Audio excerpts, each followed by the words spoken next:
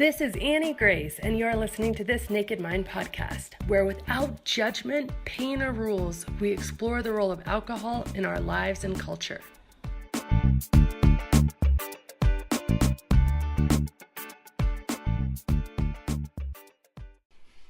Hi friends, this is Annie Grace at This Naked Mind. I am the author of This Naked Mind, and I answer readers' questions here on Facebook. And if you want to start reading the book, if you're curious, you can download the first chapters free at www.thisnakedmind.com. And today's question comes from Laura. She says, is it possible to go back in a couple of years to drinking normal like I used to? A low-key, not very important part of my life, or have I actually crossed the line to where drinking is now over forever? I certainly now drink every night to zone out, but I'd like to go back to having the occasional glass of wine. Is that possible someday? And I think that this is a really good question. And I think to answer it, we have to start by thinking about what was it like when you were an occasional drinker? And when you were just drinking on occasion, you know, that occasional glass of wine, which to me maybe means twice a month or something like that, you weren't probably thinking about it very much. It certainly wasn't an important part of your life, and you absolutely weren't using it on a daily basis to zone out, which is in effect self-medicating. And I think that is when things get really tricky with alcohol, is that there's tons of people who can drink socially, but when you start using alcohol to relieve stress or to deal with things in your life, then your life becomes more stressful because there's never a reason not to drink, and there's always something stressful around the corner, and you develop an addiction. And at that stage, I think, you know, there's a lot of underlying things that probably need to be addressed. So I'm going to get into this answer, but before I do, I just want to say that I'm never one to kind of ignore the studies, and there's been studies done on this, and there was a study done by the National Institute of Alcoholism and Abuse, and it studied a bunch of people who quit sort of spontaneously, and they went back to, they just stopped drinking overall, or they went back to drinking over a few years' time at moderate, non-harmful levels to them. And then the study didn't follow them on, so it didn't show if they fell back in the trap, because again, remember the thing about alcohol is that it builds a tolerance, and so you drink more over time to get that same effect. So one glass of wine, you know, if you hadn't drank in 3 years, might be just fine, but if you fast forward and you're doing one glass of wine on occasion, suddenly you're going to need 2 glasses of wine to get the same effect. So this study didn't study people over the long term, but it does say that there is some evidence for this. And I actually know some people. I know one guy who he got a DUI. He got in a lot of trouble with his drinking. It was completely out of control. He was sober for 6 years, and now he drinks on occasion responsibly. And he drinks very occasionally, and he's very mindful of it, and he's been doing that for about 5 years now, successfully, without any bad things. So I'm certainly not one to say that, you know, it's an impossibility, but I think that before we even almost have the right to ask this question, we need to have some very significant time of sobriety and living life without alcohol to really explore the reasons we're drinking in the first place. My personal point of view, and like in my life, freedom comes from not wanting to drink, from going back to, like, I see my kids running around and just having this amazing time and being the first ones out on the dance floor and not needing alcohol. And freedom comes from not needing it and not wanting it, and going and doing all the work and the research to fill all the places that I was self-medicating with alcohol, with other things, exercise, all of these other things, so that actually I've become this whole happy person without drinking, and I'm not using drinking to do it, because using alcohol to self-medicate, not only is it addictive, so using anything addictive for medication is just dangerous, full stop, but then using alcohol to self-medicate, all it really does is numb and take away the symptom. So you never deal with the underlying problem. You know, it's like having a huge skin infection on your hand. It needs antibiotics to cure it, to solve it, and you just put a Band-Aid on it and let it fester. And that's really what self-medicating with alcohol is like. So how I want to live is I want to live in a way that I never feel like I'm missing out. And if I wanted the occasional glass of wine, and for whatever reason wasn't letting myself have the occasional glass of wine, I would feel like I was missing out. And that wouldn't be true freedom. But I understand that part of the work to get to that place of feeling like you don't even want to drink is going through a time and a period of self-reflection getting to know yourself, getting to understand why you're drinking in the first place, addressing those issues in this very mindful way that takes some significant amount of work in some cases, and then moving forward into this life where alcohol does become irrelevant, because you can't be an occasional drinker when you're using alcohol to self-medicate. Because if alcohol is that important to you where you're using it for medicine, occasional drinking, it doesn't even work. So one of the most important things about this is it's only your experience that's going to get you there. You know, you can read my book or read any sorts of books and you can hear about other people's experience, and that's definitely going to help. That's going to give you the desire, the tools. It's going to show you what's worked for other people, but it's only going to be your experience. And if you haven't been able to even string together more than 5 or 10 sober days, every one of those days you're living in a state of withdrawal from alcohol because the alcohol hasn't even purged from your system. So when you drink, of course, it's going to be relieving because it relieves that withdrawal. So you're not going to be able to ever answer this question unless you have a significant time of experiencing your life completely alcohol-free. And my minimum recommendation is that you need to go through an entire calendar year. You need to be able to commit to a year where you can experience every single calendar event from birthdays to holidays and see how it is without alcohol.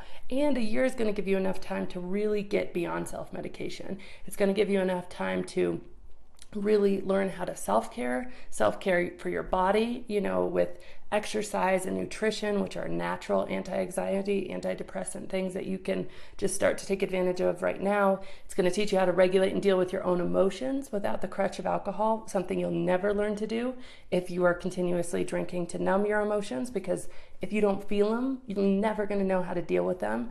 It's going to, you know, help you to learn how to be mindful, aware of your thinking, change your thought patterns, and, you know, kind of from a spirit point of view, it's a year without alcohol is going to help you reconnect with what is important to you and find meaning outside of the bottle. Discover what you want in your life and what are your non-negotiables. Like my non-negotiables, the things for me that are like, okay, I will never go back to that point of addiction in my life is memories. Memories is a big one. You know, we have a finite amount of time on this planet with the people we love, especially with our children as they're growing so fast. And I'm not going to give up memories. Like I'm not going to put anything in my body that makes me not remember what is happening in my life. Even if those memories happen to be really teary sometimes and I'm upset and feeling left out, I'm not going to give that up. And, you know, another non-negotiable for me is just freedom. I'm not going to need anything, a substance. Yes, I'm going to need, you know, nature and exercise and all these good things, my husband, my kids, but I'm not going to need a substance. That's really important to me. And I think it's a whole different thing. I'm not saying if you need medication, like doctor prescribed medication, that's not what I'm talking about. I'm talking about needing a self-prescribed addictive substance. I want freedom for that, and that's a non-negotiable for me. And another one is ending cognitive dissonance. I'm not going to do something that I don't want to be doing. And so that's really, really important to me. And I couldn't have found any of those things out without time of sober self-reflection, because you don't learn about yourself when you don't have enough brain space and capacity to know yourself and to give yourself that time. So, you know, the entire basis of asking this question, and I think it's a really good question that we should address, but it's all coming from fear. And I think that's important to recognize, because you're having fear of missing out, you're having a fear of being different, you're having a fear of life without your self-medication, you're having a fear of not having as much fun, and all of these fears didn't exist before you started drinking in regards to drinking. So all of these fears, in effect, are coming from alcohol, which I think is really important. And I think that nothing is more influential than your own personal experiences in really overcoming these fears. And I think that's really important. You have to prove this to yourself. You have to give yourself the gift of finding out, you know, how much you're missing. And sorry, I think my phone was hilarious. Anyway, so fear of your own emotions, fear of your own self, that's the most common thing. And it's most difficult to quit if you're drinking to escape facing yourself. Because if you're drinking to zone out, that is drinking to escape yourself. And in order to really be free, and to be free enough to perhaps someday be an occasional drinker, you have to be able to face yourself. And I think that's really important. And so I would commit to a year. And if you can't commit to a year, if that gives you just dire fear, commit to a month, commit to 30 days, make a commitment you can keep. And then make one that you can do. You know, it's no good to say, okay, I'm going to exercise every day, and not be able to keep that commitment, because actually not keeping your commitment adds to the whole cycle, because it gives you guilt, and guilt actually leads to drinking more and leads to more stress. And there's just tons of studies to prove that that actually makes you much more likely to drink more in the future. So make a decision, make a commitment that you can keep. Maybe it's 30 days, you know, and at the end of 30 days, even if you commit to that year, say the first 30 days are non-negotiable for me, I'm not going to drink, then make a plan, get prepared to deal with your emotions without numbing them. And if you can't do 30 days, if you can't make that commitment, you need to think really hard and really seriously about the fact that you may need to be physically removed from an environment where you have access to alcohol. And there's options for that. I don't know, I don't have any personal recommendations, but that's important. If this is important enough to you where you truly want to be free, you need to realize that that addiction, that physical addiction, can be strong enough where you can't even be around it or allowed access for those first 30 days. Because without this continuous time of sobriety and freedom, you're not going to be able to make these decisions, you know. And I think this question, like I said, is coming from a lot of fear. So invoke some consequences for yourself if you can't. So if you can't make it 30 days, then you have to really start to think about maybe going somewhere where you don't even have access. And then really think about, do you want to continue on this path? Knowing that what you're drinking now in this state of drinking to numb out, drinking for addiction, is going to be more tomorrow. So this trajectory you're on is going one direction, and that direction is to a rock bottom crisis type experience, whether it's physically with your health, with your emotions, with your people that you love. And that is where you're going. You're not on a neutral path here. You know, if you're drinking more and more and more, and especially when you're at a place where you want to be done, the trajectory is down. It is going toward a crash. And so you need to really ask yourself, what is it worth to me to get off this train before it crashes? Because the train crashing is going to force you one way or another to get off of it. And that's not a pleasant place to be. But I believe that we can free ourselves before the train crashes, so to speak. And then I'd invoke positive peer pressure. So once you've decided, okay, 30 days, I'm doing this, or a year, I'm doing this, then tell people that you love and get their support. And then throughout the year, really be mindful and write down all of your experiences. Okay, I went to this birthday party. How did it feel? How did things go? What was my anxiety level? And if it was horrible, it was horrible. Write that down. If it was beautiful and surprising, write that down, because you're going to need this at the end of the year to say, well, is it actually worth it to have that glass of wine two times a month or whatever? And I might be waking that alcohol monster and that addiction right back up. Is that worth it to me?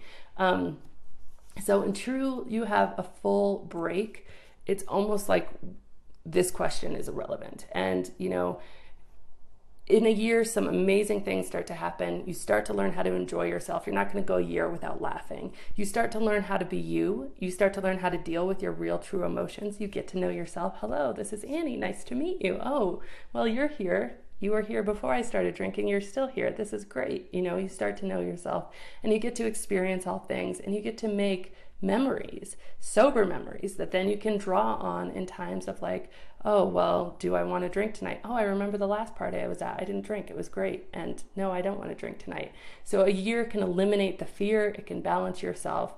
And then once you've gone a year, my bet is that your perceptions will have changed enough, and you will have entered this life where you feel really free and whole and proud of yourself, and you're probably not going to want to go back to occasional drinking. But like I said, I'm not one to ever, you know, dissuade the studies, and certainly studies show that people do. And, you know, I think that if that's important to you right now in order to get you through the first 30 days or the first year, recognize it as fear and put that fear away by saying, yes, that's a possibility.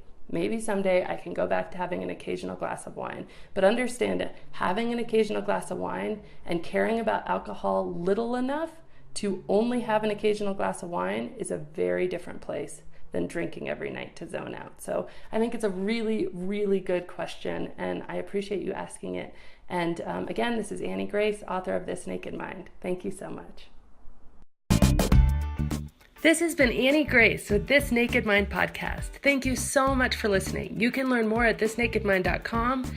And please remember to rate, review, and subscribe, as it really helps us spread the word.